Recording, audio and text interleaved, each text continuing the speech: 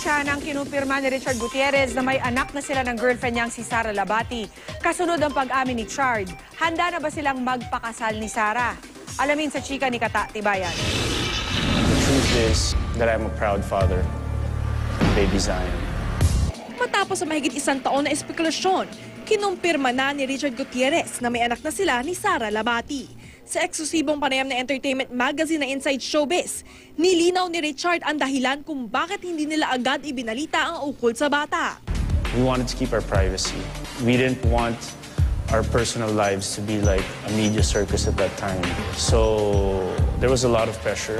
Kung bakit ngayon nila napagdesisyonan na ibahagi sa publiko ang ukol kay Baby Zion. I always told people that I will admit at the right time. But you know what? During those times, I really wanted to tell people already. Ang kapuso actress sa Sara Labati sa kanyang Instagram post, ipinakilala na si Baby Zion.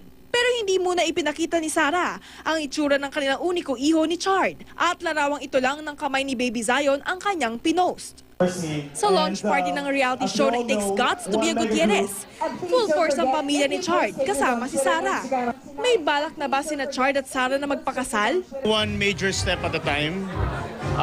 Kakabalik lang ni Sara sa showbiz and we're all very busy, so that's not far in the horizon. Taong 2012 nang maging magkasintahan sina Chard at Sara, nilisan ni Sara ang showbiz at umuwi sa Switzerland noong January 2013. Ang public announcement ni Sara at Chard, umari na iba't ibang komento mula sa netizens.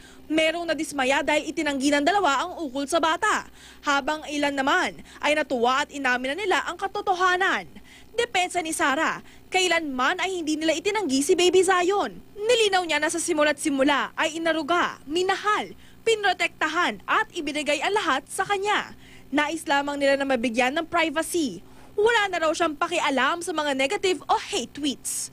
Kata Tibayan, updated sa Showbiz Happenings.